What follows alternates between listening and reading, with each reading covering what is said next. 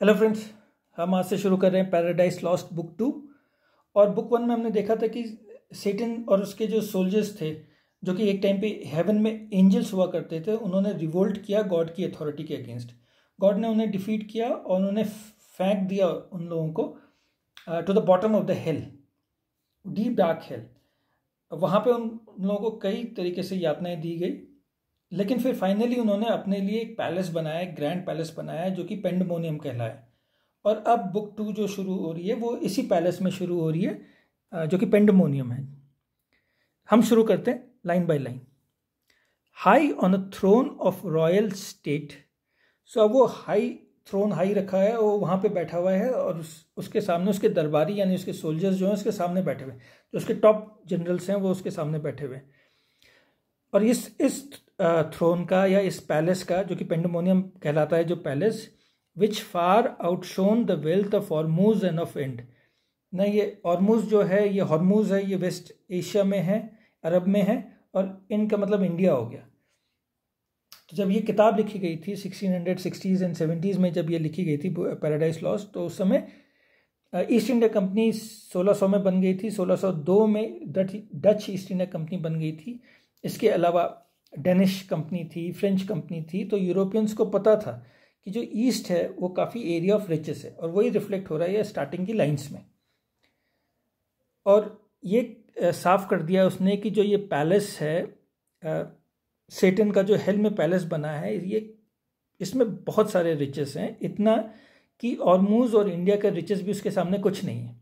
फिर इसी चीज़ को वो कंटिन्यू कर रहा है। और where the gorgeous east and richest hand showers on her kings barbaric pearl and gold.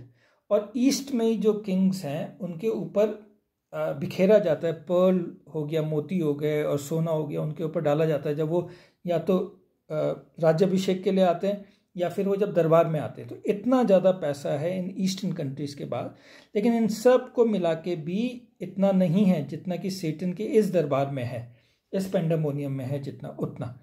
तो वो एक रिचेस में डील कर रहे हैं। अब यहाँ पे आप देखिए कि किंग्स बारबैरिक लिखा हुआ है। इसके पीछे रीज़न ये है कि वेस्ट जब अपनी नज़र से ईस्ट को देखता है तो हम लोग, वो वेस्ट जो है हमेशा गुड है और ईस्ट जो है हमेशा बैड है। वेस्ट जो है सुपीरियर है, ईस्ट इंफीरियर है। वेस्ट सिविलाइज्ड है, ईस्ट बारबैरिक है, जंगली हो गया। वेस्ट जो है ट्रुथ है, ईस्ट जो है वो ईवल है। और इसी के साथ वेस्ट जो है वो गॉड की सिविलाइजेशन है और ईस्ट जो है वो सेटन की सिविलाइजेशन। तो यहाँ पे जो रिचेस को जो तुलना की गई है वो ईस्ट के साथ तुलना की गई है, और ईस्ट के जो सारे रिचेस हैं वो भी कुछ नहीं है इस रिच के सामने, जो कि इस पैलेस में है, पेंडमोनियम में, हेल में। सेटन एग्जॉल्टेड सैट। एग्जॉल्टेड का मतलब हो गया एक हाई पोजीशन है, पोजीशन ऑफ पावर, यानी वो किंग है, किंग ऑफ हेल है, तो वहाँ पे वो गद्दी पे बैठा हुआ है। By merit raised to that bad eminence. और वो अपनी मेरिट के वजह से, अपनी टैलेंट की वजह से ही वो इस पोजीशन में बैठा है। वो किंग क्यों है? क्योंकि वो करेजियस है। हमने उसकी स्पीचेस देख रखी है, उसने लीड किया था सारे एंजल्स को अगेंस्ट फाइट अगेंस्ट गॉड, तो वो किंग डिजर्व करता है। बट वो किंग ऑफ हेल है, और हेल की एक क्वालिफिकेशन है कि आप जितने ज़्यादा ईविल हो गए उतना अच्छा है। तो वो बहुत ज़्यादा ईविल है, ईविल में सबसे ऊपर है, इस वजह से वो किंग ऑफ हेल है। बैड इमिनेंस का मतलब हो गया एक ऐसी पोजीशन जिसको कि कोई नहीं चाहता है, उस पोजीशन में वो बैठा हुआ है। एंड फ्रॉम डिस्पेयर दस high uplifted beyond hope. Despair का मतलब होता है लॉस ऑफ होप। अब हार गए थे वो गॉड के अगेंस्ट, उनको फेंक दिया था हेल में, इतने डार्क और डीप रीजन में उन्हें फेंका हुआ था जहाँ तो होप ही नहीं आती थी। लेकिन वहाँ से उसने अपने सोल्जर्स को उठा के एक नया पैलेस बनाया और उस पैलेस में वो बैठा हुआ है। तो वो काफ़ी अच्छी पोजीशन में आ गया है,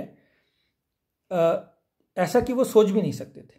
एस्पायर्स बियॉन्ड द हाई, लेकिन वो इस पोजीशन से भी सेटिस्फाई नहीं है और इससे भी वो ऊपर जाना चाहता है इस पोजीशन में। Insatiate to pursue vain war with heaven. और वो सेटिस्फाई है ही नहीं।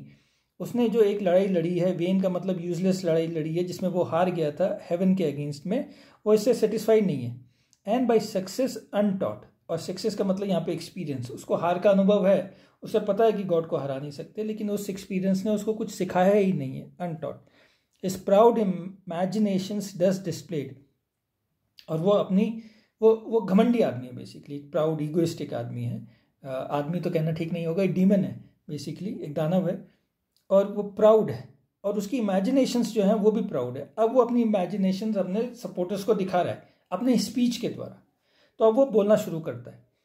एक बात आप ध्यान में रख लीजिए कि जब भी सेटन बोलेगा, और वो बड़ी इंस्पिरेशनल स्पीचेस देगा, तो जब भी सेटन बोलेगा तो उसकी स्पीचेस में हम देखेंगे कि करेज होगा, उसकी डिटर्मिनेशन होगा, उसकी सारी लीडरशिप क्वालिटी होगी। लेकिन ये भी बात सही है कि गॉड जो है वो ओमनीपोटेंट है। ओमनीपोटेंट का मतलब ऑल पावरफुल गॉड है, उसको हराया नहीं जा सकता। गॉड ओमनीसेंट है का मतलब गॉड हर जगह प्रेजेंट है। तो अगर ये कॉन्स्पिरेसी चल रही है तो गॉड को मालूम है ये सारी कॉन्स्पिरेसी चल रही है। या तो सेटन जानता है कि गॉड ओमनीपोटेंट है या ऑल पावरफुल है और उसे हराया नहीं जा सकता, और वो अपने सपोर्टर्स को एक तरीके से बेवकूफ़ बना रहा है। हमें पता है कि वो डिसीव करने में वो माहिर है सेटन। तो या तो ये हो सकता है, या उसकी ईगो इतनी स्ट्रांग है, उसकी प्राइड इतनी स्ट्रांग है कि उसे दिख नहीं रहा है कि गॉड जो है ओमनीसेंट है, ओमनी पावरफुल है, उसे नहीं हराया जा सकता गॉड को। तो वो इल्यूजन में जी रहा है। इन दोनों में से भी कोई भी चीज़ हो सकती है। और अब उसकी स्पीच शुरू होती है, जो कि हम अपने नेक्स्ट वीडियो में करेंगे। Thank you.